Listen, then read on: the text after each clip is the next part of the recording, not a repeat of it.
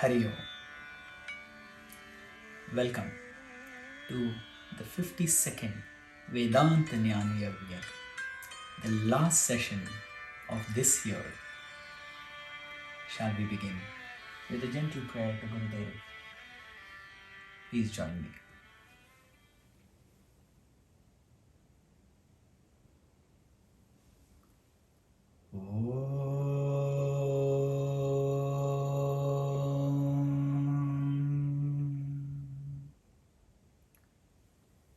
समस्त जन कल्याणे निरतं करुणामयं नमामि चिन्मयं देवं सद्गुरुं ब्रह्मविद्वरम्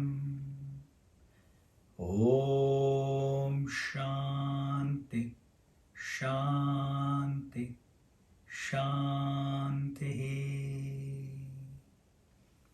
हरि ओम श्री गुरुभ्यो नमः। Hari Om. Hari Om to one and all. Today, I would like to tell you all about the Sanatana Parampara or the Hindu philosophy. It is quite different than anything that you may have heard before. A life of a Hindu is not just taking birth, then growing up, then getting married, working hard, toiling, and slowly earning, enjoying the life, eventually becoming old. The offsprings will be getting married, and then slowly you move into retirement, old age, and then you are dying on one day. It isn't like that. There is a very focused plan for every stage of life. This is called the 4 ashramas or the stages of life. The entire Hindu life system is dependent on this. You can say these are the 4 cornerstones of the Sanatan Dharma.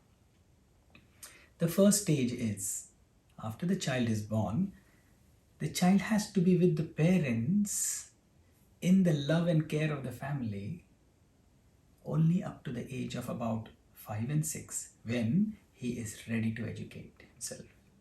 And that is the time the first stage of the person life starts.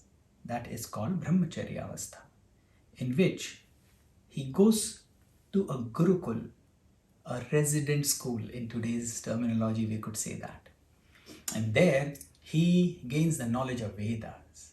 Now, like we have explained already, Vedas not only deal with the spiritual knowledge, the highest knowledge, but also the knowledge of the world, the secular knowledge, the subjects of the world.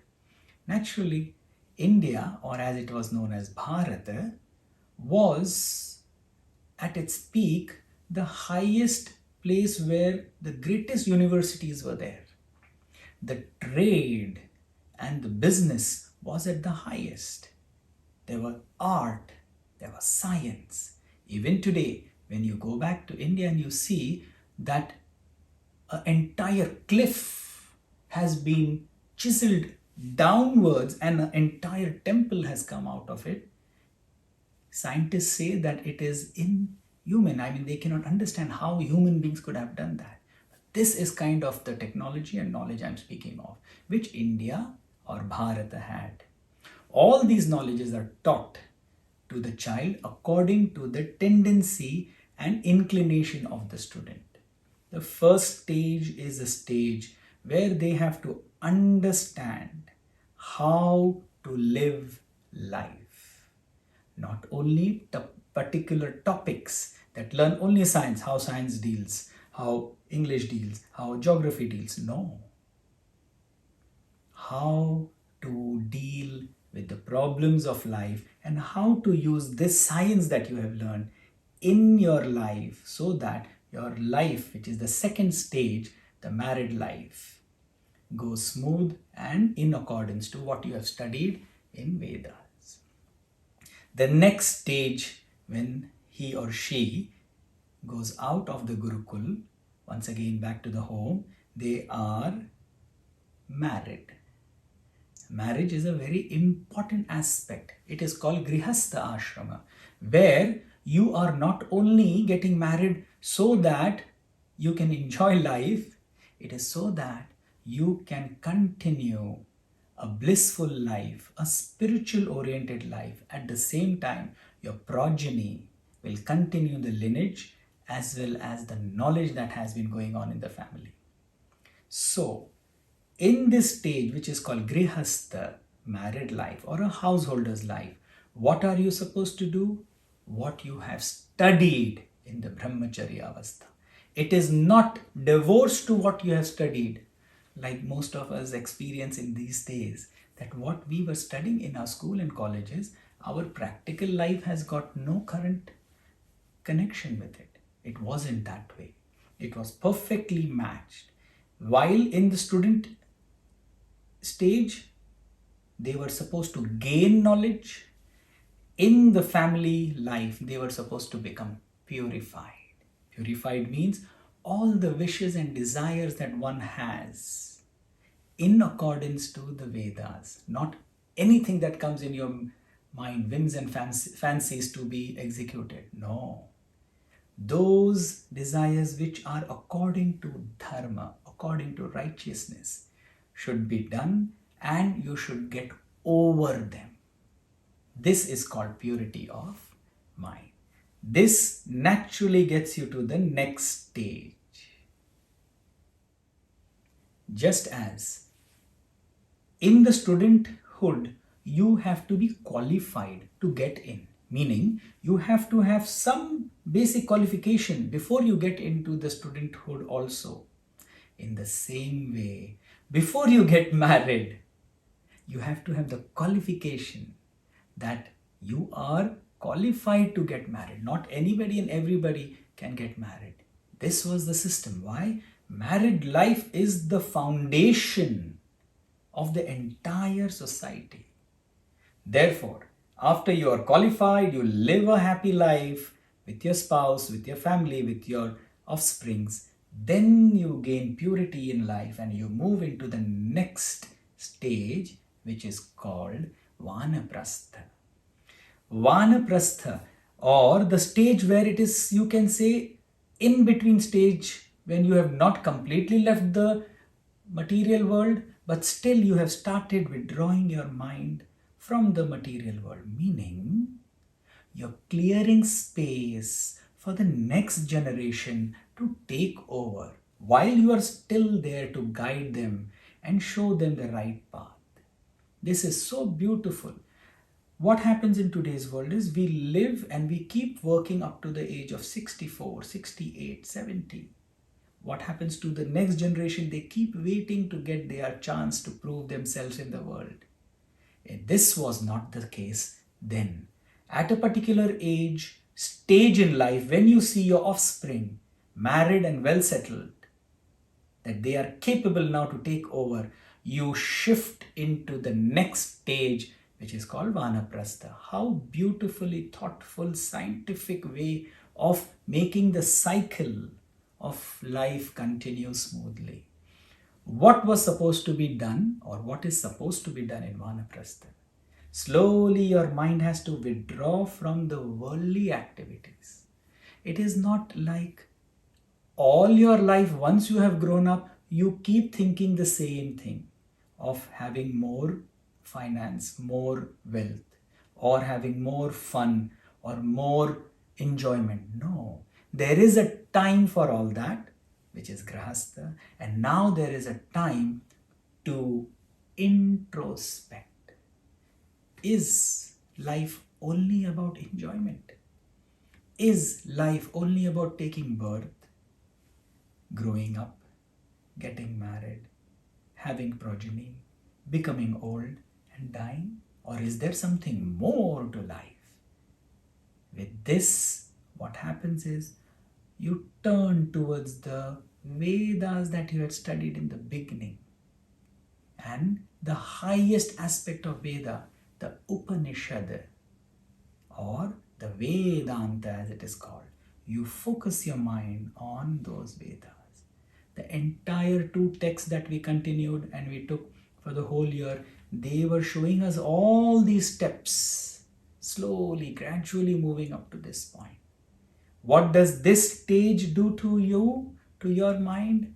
It makes your mind clear and focused that there is something much more than just what you think your body is, or just that the world is. And this is called Chitta Ekagrata. Previously, your mind was purified, Chitta Shuddhi, and in this stage, your mind, your knowledge becomes clear. This prepares you or makes you ready for the final plunge, which is called Sannyasa. Sannyasa. Unlike many people who think sannyasa means renunciation and becoming useless. No. This is the beauty of Sanatana Dharma, the Hindu philosophy and system, that every stage of life you are expected to be focused and keen on gaining the next stage. But this is that stage, sannyasa, where you reach and you merge your mind with the infinite. Meaning, what you do over here is all your physical activities with which you have been working hard all your life and come to an age and stage in life where your body cannot support it. You willingly give that up, completely, fully, totally. The food that you were enjoying so relishingly all your life, now nature has taken away your teeth. Nature has made you in a position which you cannot enjoy all those things, because that time you needed those kind of food and enjoyment. But now your physical body, your mental state is in such a way that you do not enjoy the taste of food. But what you need is that which can easily be digested, and you can continue on your path of reflection and establishing yourself in the knowledge. This is called sannyasa, whereby you are completely and totally focused on the knowledge of the self, of Brahman. In this way, the life of a Hindu is very scientifically and logically divided into 4 aspects. First, the brahmacharya. Second, the grihastha. Third, the vanaprastha. And fourth, sannyasa. This is so unique to us. And think about it. In every stage of life, we need different things, don't we? You see, a grown-up man of about 40, 45 and 50. And what he is doing? He's playing with little toys. What is wrong in playing with little toys? There's nothing wrong in playing with little toys. But that should not become your passion. That was your passion when you were a 5-year-old kid. As you grow in life, you should slowly know how to let go. This is what so beautifully is said by Adi Shankaracharya in Bhaja Govinda.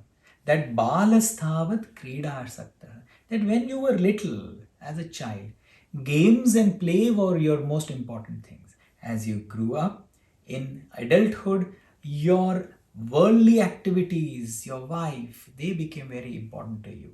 The next stage, as you grew older, then you became more involved in the worry of the world. Oh my God, what is going to happen to this world? The world is going in pits. And finally, a point in time you think, oh, all my life is gone by. What have I done? So that this doesn't happen to us, the Shastra has given us a clear path that in every stage of life, there is a different goal to achieve. This is what is taught to every single Hindu in their life. That you must not only run behind things, but at the right time, at the right moment, you should know how to let it go. Vairagya means without attachment, let it go. Because then you have entered the next stage in life, and there are things that you have to achieve, greater, deeper, higher things in life you have to achieve, and you have to focus on that. These are just a drop of the ocean of knowledge that Sanatana Dharma has. But these are some very important points which were needed to be spoken. Therefore, I spoke it with you all. The second aspect that I wish to talk to you all today is, in Bhagavad Gita, Bhagwan Shri Krishna has said it so beautifully. He says, दान यज्ञ तप प्रतिदिन अवश्य ही करनीय है, इसे न छोड़ना ये दे पवित्र दानवान को. What it means is, there are three things in your life, in your daily life, one should do. What are those three things? One is dana, means you should donate, you should give. The second thing is yajna. We have been doing yajna. Yajna means thinking. Yajna means cooperating, coordinating. And tapa. Tapa means you have to work hard, labor yourself out. I'll explain to you how they are related. I am sure we all have loved someone or the other at least once in life. And if anybody sitting there says, no, I've never loved anybody, then I'm very sorry for this person that you have never loved anyone. When we love somebody, what do? We give. We give it to that extent that if something that you wish to have and you are unable to achieve it, or you could not take it, but your loved one, if the same loved one wishes the same thing, you will do it everything possible to get that object or the thing for the person. Why? Because that is what is the expression of love. Love is the highest expression of life, and you cannot express love without giving. Think about it. A mother loves the child like no one else. And what does the mother do all the life? She only gives, gives, and gives. This is why life, if you want to make it beautiful, if you want essence in your life, if you want to be happy, you give in life. Therefore, Bhagwan Shri Krishna first says, learn how to give. Dan. How is it related to yajna? To think is the prerogative of humans. We have the capacity, the ability to think, to ponder about things. Whom to give, how to give, what to give is a very important thing. There are so many people in the world who are less fortunate than us. You can give it to them. They will feel happy. That is one way of giving. But is that the only way of giving? No. Think. There may be so many things you would want to do in life, but you are unable to do it because of your present station, because you cannot physically go and help. But there is some organization, there is some person, there is some individual who is doing the same thing. Help him do that. This is thinking of how to give. And the third aspect, which is related again to life, is tapa. This I don't need to explain. Each one of us know there that even to just keep your body healthy and fit, you will have to stand up from your chair. You will have to leave your home, go out, walk, run, exercise. Do something in order that this body remains fine. Why should you have a strong body? Because only in a fit and a strong body, a agile mind can live. So that you think well, your body has to be perfect. So that you can do things in life, your mind has to be perfect. And so that your mind remains in happiness, you need to know how to give.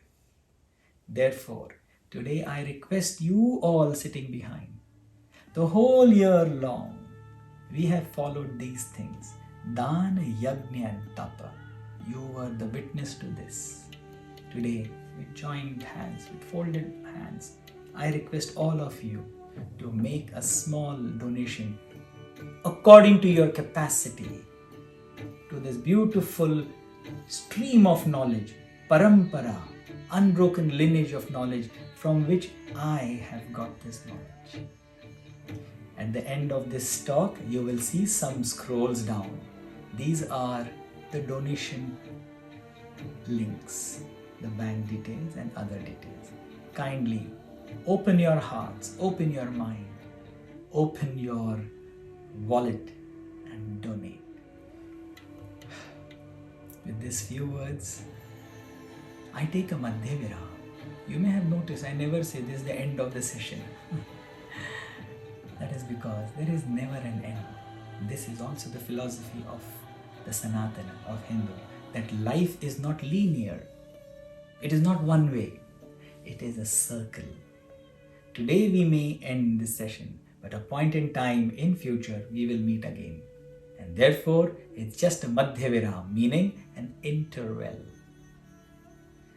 Let us thank Bhagwan, let us thank Gurudev, let us thank our parents for all this that we have ever received. Please join me for the end prayer.